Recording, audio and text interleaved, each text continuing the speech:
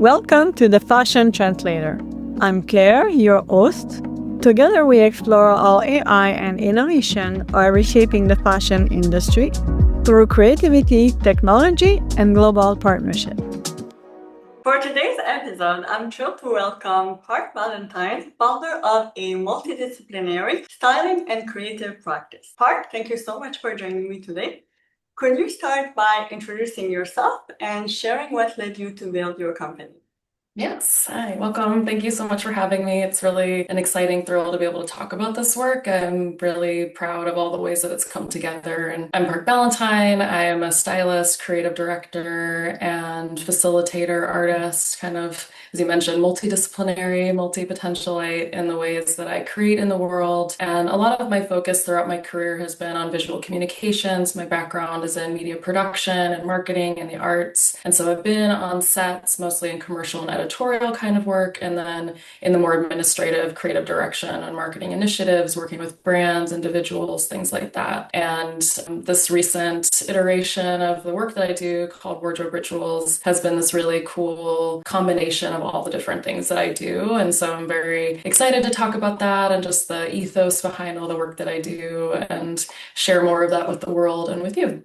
So about your work, something that is really coming through is how identity and intentionality around self-expression really seems to be a strong pillar. Can you tell us a bit more about that? Yeah, I think about it a lot because early on in my life, I come across very stylish and gregarious at these points in my life. And so a lot of people assume that I have a deep relationship with style or that I was very stylish as a kid, but that's not necessarily the case. It was something that really grew with me and my own identity. And I found in my own life that the more that I embraced who I was, the more that I expressed this kind of internal self in an outward direction, the more I felt more fabulous, the more I kind of came alive in my own self. And so I've always been very much drawn towards the arts and creative practice. And I think especially this idea of merging the internal to the external world. And I think that that comes through in creative practice, it comes through in personal healing, it comes through in all these different methodologies and mediums that I use in my work. And so I feel like it's interesting because in my career, it's been somewhat in parallel, but a lot of times it's been the implicit work that I do under the scenes, or, if I'm working with a brand or a company, I have all of this ethos, all of this understanding, this academia that I bring to the work, but I often just kind of show up in a way that feels effortless or something in that way. It's like the duck that's kind of paddling under the water in a way. And I think that identity is something that is foundational to that kind of work, where it's really thinking about what is the story, what's being seen, how is it being seen, what is the background, the memories, the current contemporary context, like how is that all coming through in this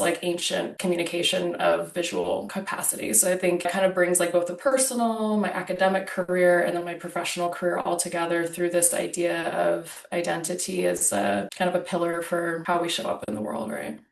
This really fused together so many things. This makes me think when most people think about art or creativity, they tend to associate it to classical art or painting or photography. But there is an art within each of us. Creativity and something artistic that can come through each individuality. And when it's connected to what makes the person what they are, and like you mentioned, integrating their history, what is sentimental for them, to bring all of this together and to be able for this to be shared on the outside. I think that's such a great mission. Yeah, it's a powerful thing. I was listening to a conversation recently, and I can't remember where I heard it, but it was essentially people talking about how do you not replicate the same thing over and over again, but it's being the tools, so then you kind of know how to break it, or, we all have foundational ways of this is who I am, but then how we show up in the world is completely unique, right? And so it's we all kind of have the foundational elements that are in common, but how we bring it forward, so if you're a painter,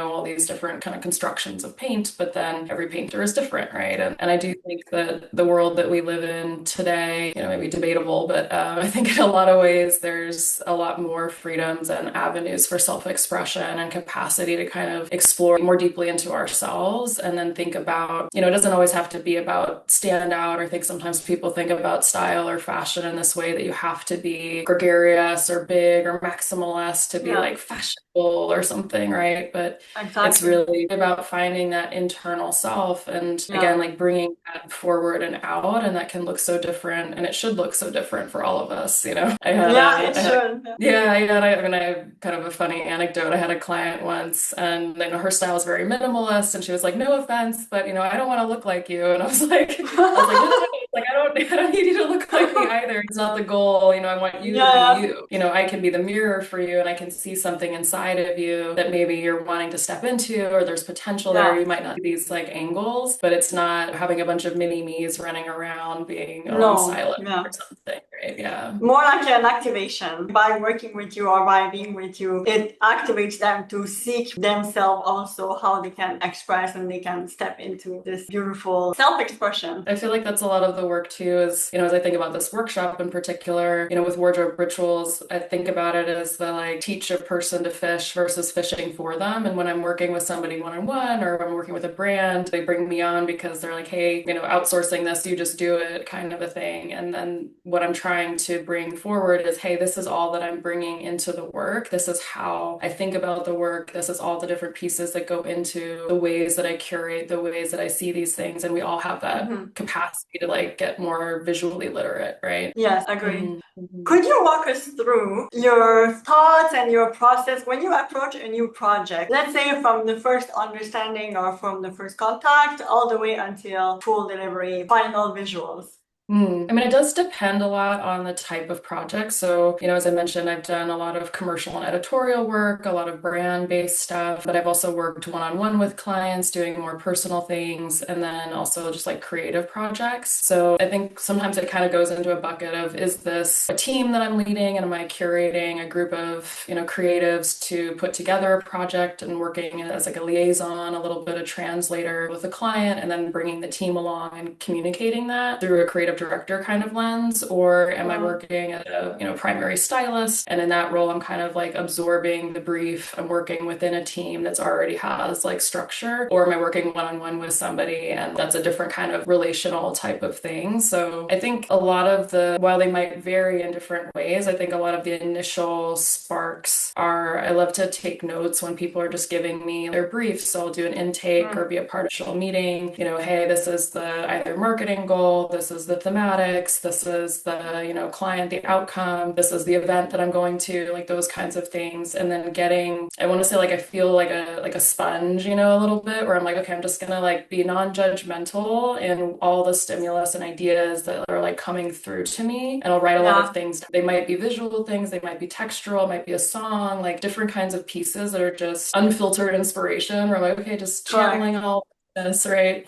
And then from there, I'll put together something that is the visual cue. So I'm hearing something, I'm receiving something, and then I want to, like, you know, double check with a client or whoever I'm working with to make sure, like, is this, am I like on the right page here? Are you excited about this? Is this moving in the direction? And so from there, I'll put together a mood board or have something a little bit more concrete to show people, so that I think, you know, a lot of times in creative work, you know, you can kind of say the same thing, but like, are we talking the same language? Is this, you know, are we actually saying the same thing? You know, like if I say chair, what kind of chair are we talking about? You know, so I think that like those types of clarity moments are really helpful in working with people. And then once we're on the same page about the visuals, it's a lot around either working with a team, kind of galvanizing, supporting, like clearing out any blockages, or it's about, you know, I have a really large community of people that I like to source from. So like boutiques, independent designers. I love, love, love giving people a come up, or, you know, kind of exploring like new stages or opportunities for people, like small independent type of people I really love working with, because I find that that's like, you find the cutting edge, you find people that are like outside the box a little bit more, or like willing to work with you in different ways. So I always go through like my roster of like, okay, who are all these designers, who are all these boutiques that I like to work with, and like who like a good fit in that way, reaching out to them, coordinating all that. And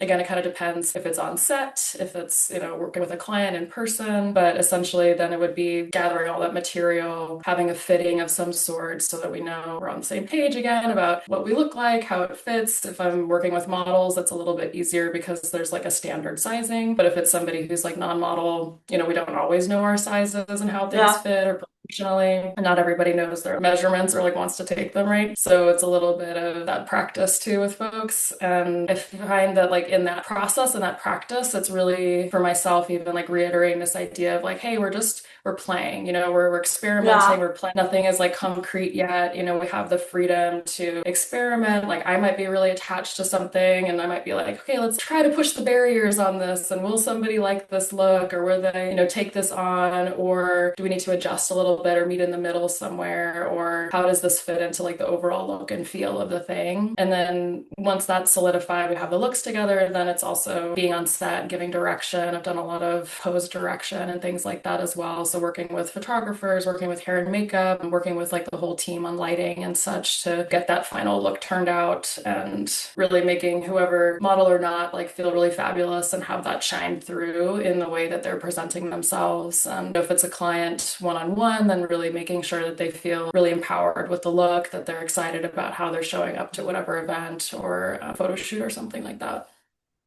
This is very powerful. When you're in the fashion industry, this is really something that's coming through. Like people would ask me like, oh, is it okay to wear this or that? Or is there a rule for this? Or what's the trends for that? And what you said about that person feeling powerless and to let themselves shine through, this is so important. And I feel a lot of people are shy to play with fashion because they have this perception that it's full of rules and it's full of like barrier. But ultimately, something that I like to see fashion as a game. It should be fun first. It should be exciting and exhilarating. You should be like thrilled to open your wardrobe or thrilled to go shopping, not stressed or overwhelmed or pressure. It has to be fun first. Yeah, I totally agree. I think it's like when you're trying to fit inside all of these, I would say outdated rules and legacies, like no white after Labor Day or like those Yeah, kinds of correct, things. exactly. I'm like, who doesn't? Winter whites are so fabulous, Yeah, like this is a yeah. look. It's Yeah, been a yeah. few seasons actually, not winter Yeah, white. yeah, exactly. So I think sometimes it's true, like people get really in their heads, like, oh, but I've heard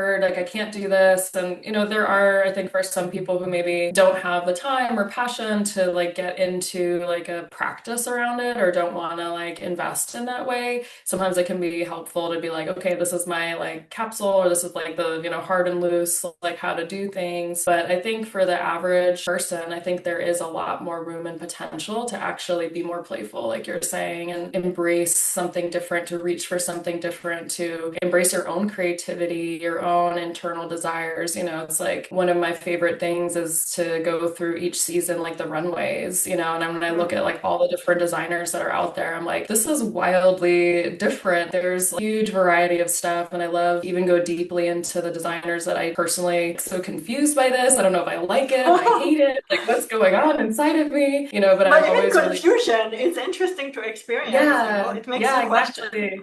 Yeah, and it's like it's so inspiring when people embody that too. There might be different ways that we all dress, like we're all different people, right? Maybe you want that stunner moment, or maybe you want to be more minimalist and neat and clean, or power suit, or maybe you want to be confusing or an art piece and just like show up and be like, I don't know, you make sense of it. These are all ways that we communicate. And Yeah. it's so much fun to have that kind of playfulness and to also see that modeled in the creative practice. I always kind of sometimes with clients, I'll refer them back to those kinds of things because again, sometimes when it gets whittled down to only what you see in retail or like, kind of mainstream like fast fashion or something, you only get this like really tiny slice of what's out there, but you Yeah. can even use those other images as inspiration to kind of think differently and not feel the pressure to put a star into a box. It's like you can actually Yeah. be as multi-pointed, faceted as you want to be and use these maybe more mainstream accessible things to like have a foundation, but you can make it your own.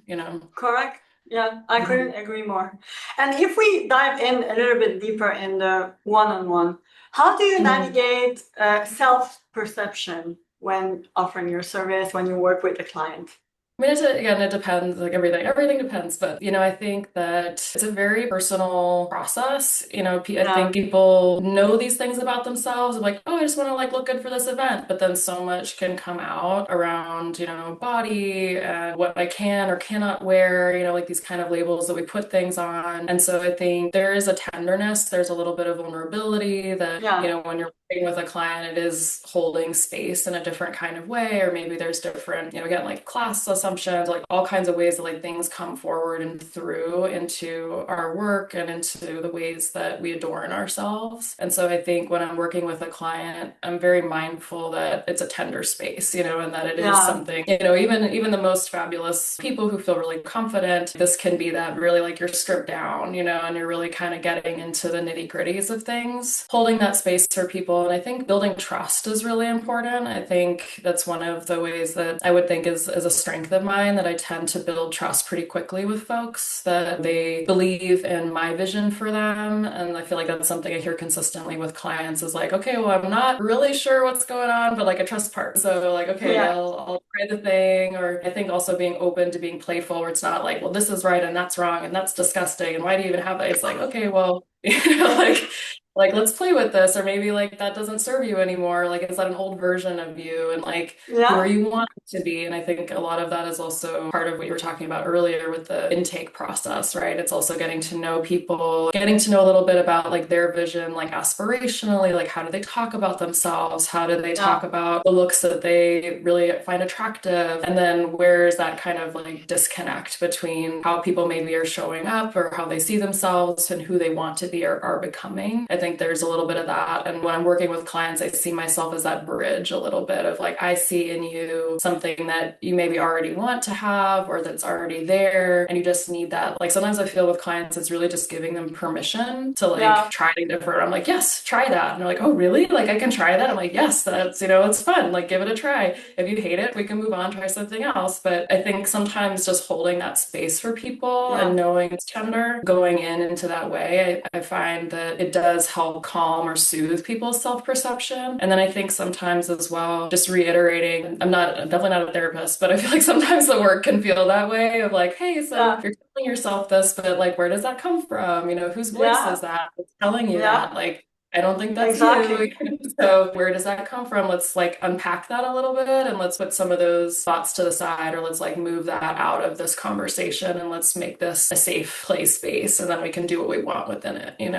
I think most people actually underestimate how much of emotion and identity are actually involved. A lot of people will be like, no, actually, it's just how I dress for work. What you will think it's 10%, but actually, it's so much bigger than just tip of the iceberg. And most of them, we don't always take the time and pause and ask ourselves these questions. Do I still like this? Or like you said, you're holding space. What if you were to explore? Most people don't even give the permission to themselves to think outside the box that was not even theirs to begin with. Yeah, and I mean, how many times I have that a lot with clients where when I'm working with them and I'm like, how many things in your closet actually make you feel good when you wear them, and like how much sometimes we hold on to things, either, Yeah. maybe we need to be more sustainable, could be like the positive end of it. But I think for a lot of us, we kind of just like hold on to these old versions of ourselves that like we're Yes. scared to let go of, or to like embrace something new or to try. And so, as you're saying, there is a lot of this, I think, underestimation of how much our physicality, how much of our embodiment on the daily basis, like what I'm actually adorning myself in, has an impact on my sense of self, on my confidence, on the ways that I move through the world, on the ways people see you too. It's like I've had that a lot with clients too, where they try something new that they wouldn't usually do, and they go out and they come back and they're like, oh my God, like people responded to me in a completely different way. And I think there's a combination of, how we carry ourselves differently when we feel Yeah. different in things.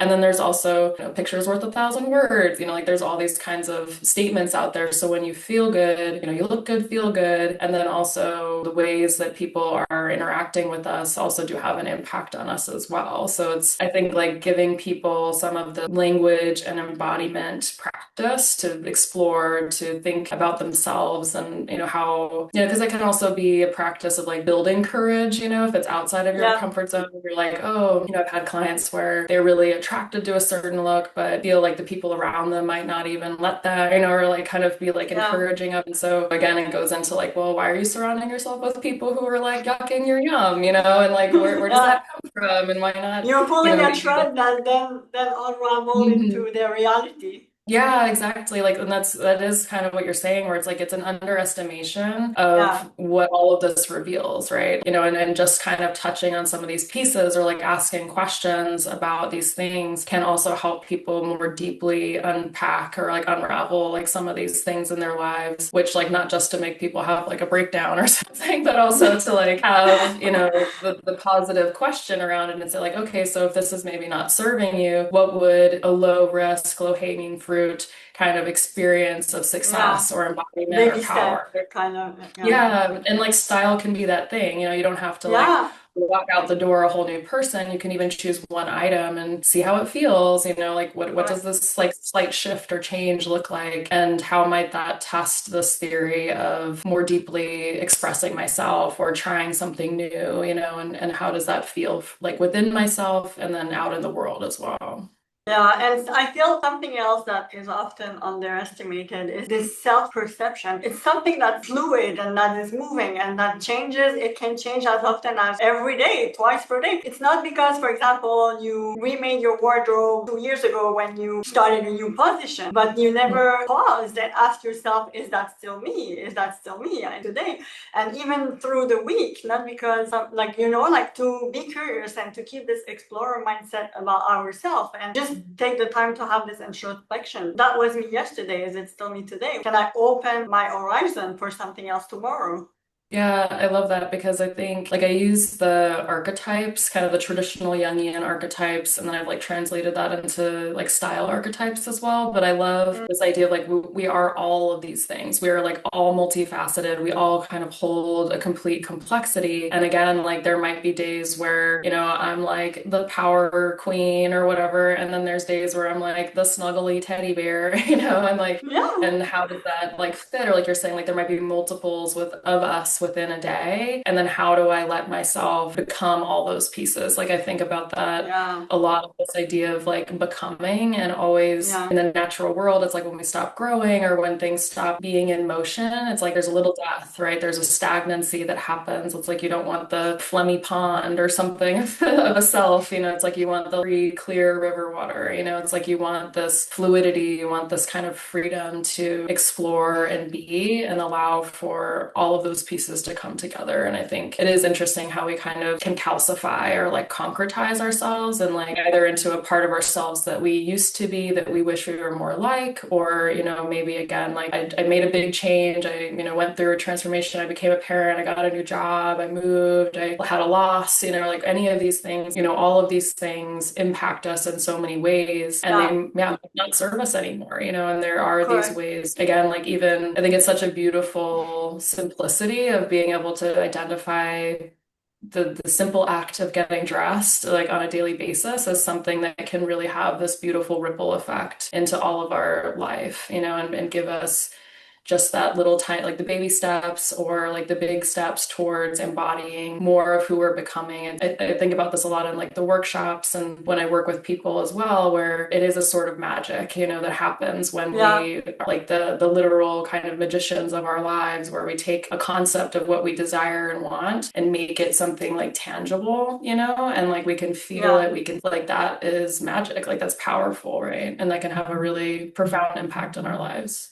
Absolutely. And I love what you said about all of these facets. Just because we want to bring something new doesn't mean we have to abandon or forsake that previous facet. There's a way to build up, and just by embracing all of these different sides, it just gives even more depth and more magic. Magic is the right word, Yeah, I think. yeah, I love it. It's like you're not losing something, you're adding something, No, right? It's kind of like correct. I love to cook too, and I'm like, oh yeah, it's just like adding more spice or like more like Yeah, layers, to something. You're not, oh, that was, there might be parts that you want to let go of that like really no longer serve, but it could also be just this, version of self that's building over time and it's becoming more complex. And, as I get older, I feel like I have more and more appreciation for that as well, where I'm like, oh, actually, I don't want to be 20 anymore. Like, I want to be me now and I want to have all the richness that got me here and more, right?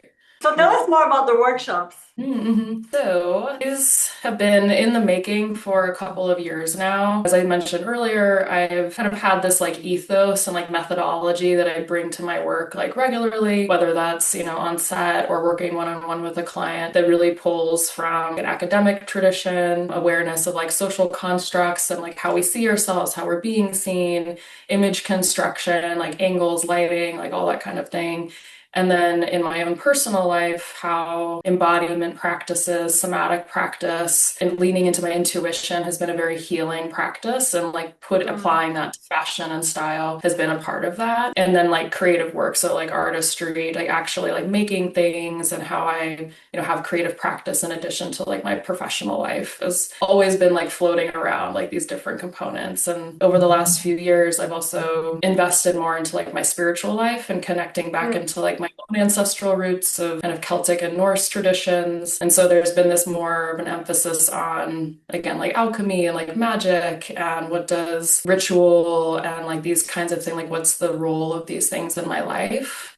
And when I bring all that together, that's how wardrobe rituals came about, because I really wanted to. Another kind of side tangential was that, most of my clients, because of the nature of the work, are executives, like they're higher paid, it's kind of the nature of the work because of what goes into it. And I've always wanted to have something that was also a little bit more accessible to folks, where like anybody could earn, anybody could take it, anybody could work with me, have access to me in that way. So a workshop felt like a really great way to kind of democratize the process. And then also to be able to, again, kind of bring my ethos, teach people how to think the way that I think, teach people some of the really rich and cool resources and the entire canon that I'm like bringing with me when I come to do any of the work that I'm doing. And so it began, I was like piloting it with conferences, doing like presentations, talking a lot within like the arts world, the mental health world, talking about how clients and individuals can use style as like we're talking about this kind of empowering process, that there's research around somatics, embodiments, like intuition, ritual, like all these different practices that, sensation, like all these things actually have impact on us. And so when we bring that together in the styling process, we can create rituals that empower us, that give us the tools to be intentional about what we're creating in life. So the workshop is broken out into like a 6-week series at this point. It started as an hour-long workshop, and now it's like a 6-week series.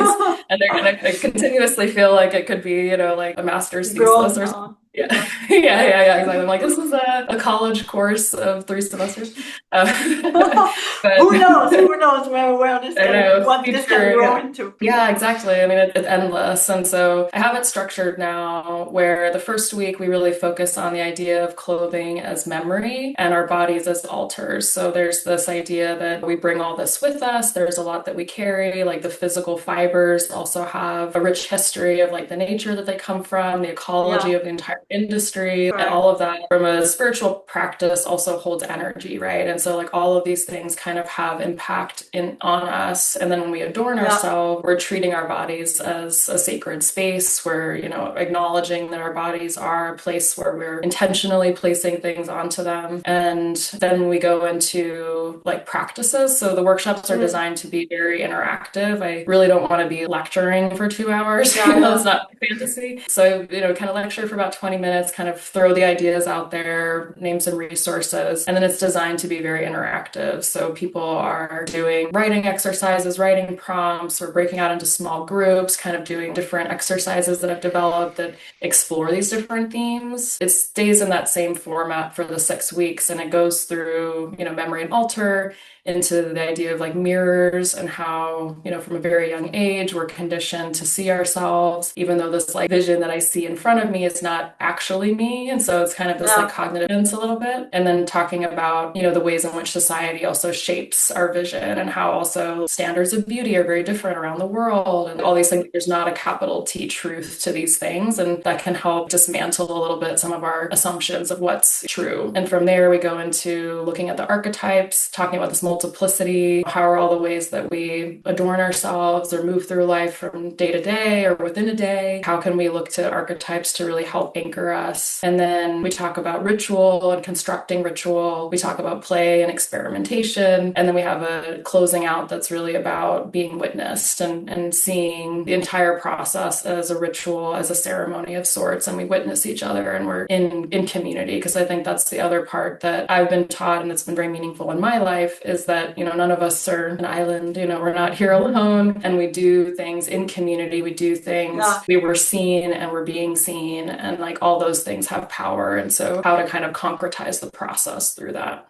There's definitely room for more education and awareness, more holistic way to approach fashion. I think right now, with the years, we're more and more receptive to this kind of conversation. And I think it's just right on time for us to kind of connect this bigger vision that actually applies to fashion, but also, like you mentioned, food and everything, and how we need to think about any aspects of our life, not as a separate box, but as an ecosystem in itself. And that builds our life, and at the end of the day, it's all connected. Yeah, I feel like one of the other things that's like one of my personal favorites about the workshop is I give a lot of like resources to people. So I reference, videos, podcasts, music, all the things that are kind of like, I think my love language is like referrals and put-ons, or I'm like, if you send me like anything, or like I read this thing, I watched this thing, I listened to this, I'm like, oh my God, I'm in love, and so I think like part of the workshop is also sharing all of that with people. So you have this concrete idea that then gets abstracted, that then gets more concretized, and you get to see how,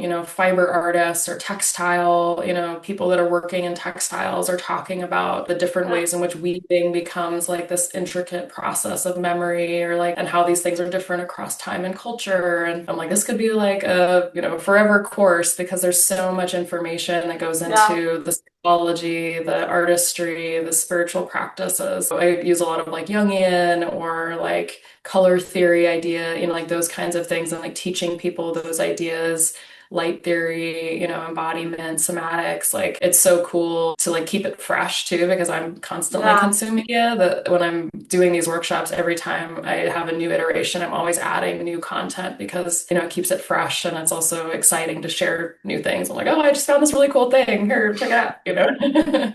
Yeah. So we talked about the workshop, the editorial, the one-on-one. So if we look at all your work right now, what would you say would be one thing that has most of your focus today? Definitely wardrobe rituals has most of my focus.